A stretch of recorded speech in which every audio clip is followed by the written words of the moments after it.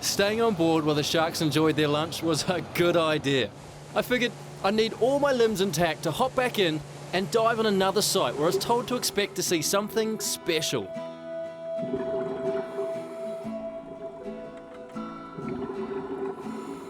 Because of recent rainfall and being so close to dry land, the water here was a little bit silty.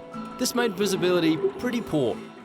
But as I gradually descended to 18 metres and made my way along the ocean floor, a ghost-like figure eventually came into view.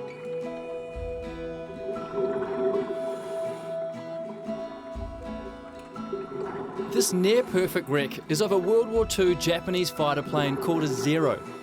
They were built by Mitsubishi and combined awesome manoeuvrability with very long range.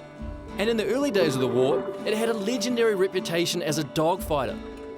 The pilot of this plane was forced to ditch into the ocean, and because he did such a good job of it, the aircraft is completely intact, down to the machine guns on the wingtips and the flight instruments in the cockpit. Apparently, the pilot managed to survive and swam to shore where locals nursed him back to health.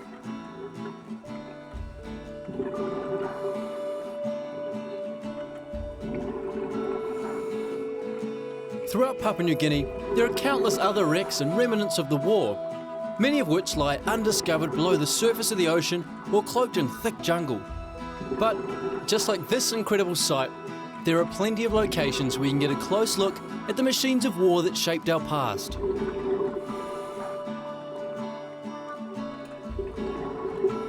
I find experiences like this to be deeply moving. Every time I see a monument or war memorial, I can't help but get a lump in my throat and think about all the lost lives and sacrifices that others have made to give me the fantastic life I enjoy today.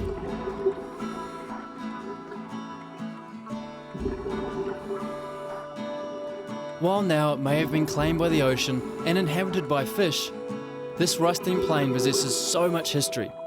It's pretty amazing. Back on shore, and it was time to relax and unwind after my day of diving. If you've ever dived before, you know that it can be really tiring and leave you in need of a bit of a nap.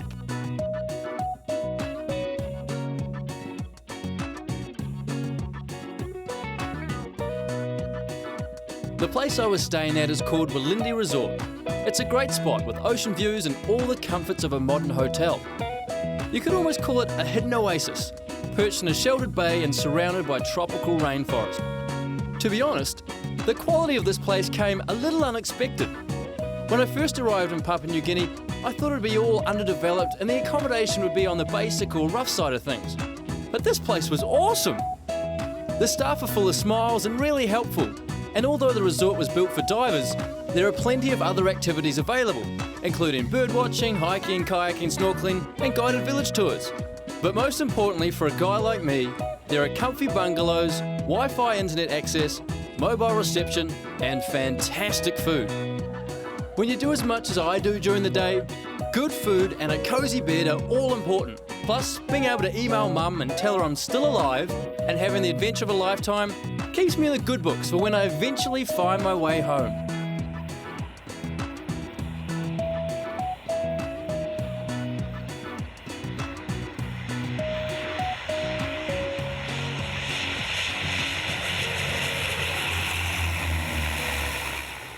An early rise the following day saw me leaving Hoskins on a 45-minute flight to the town of Alatau and the picturesque region of Milne Bay, located on the eastern tip of mainland Papua New Guinea.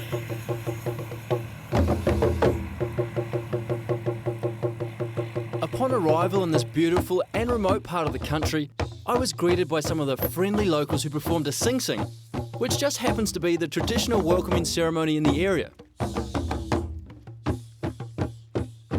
For hundreds of years, tribal groups from this and other parts of New Guinea have been performing sing-sings as a way of sharing their culture, music and traditions. In the past, they were usually done at tribal gatherings. And nowadays there's a massive festival in the Eastern Mountains called the Goroka Show. It's a huge event where you can experience many of the indigenous cultures that make Papua such an extraordinary place. Yay! This small yet passionate display was very powerful, and it made me really excited about what I was going to see in the days ahead.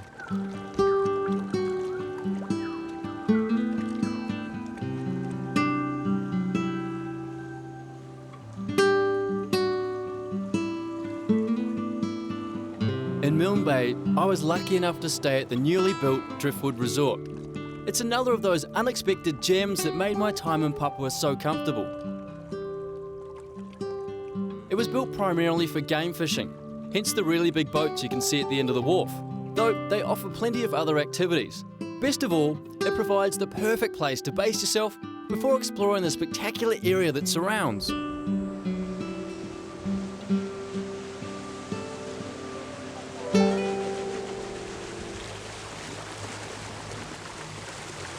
Morning, Cooley. Good morning.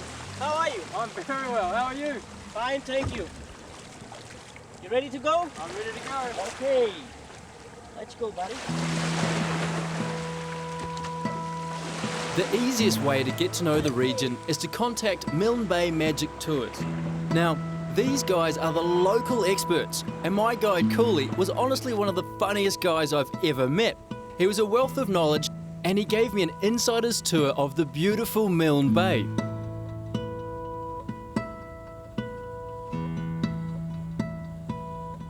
This gorgeous part of New Guinea is a maritime province, and most of the people here are seafarers who depend largely on the ocean for their livelihood.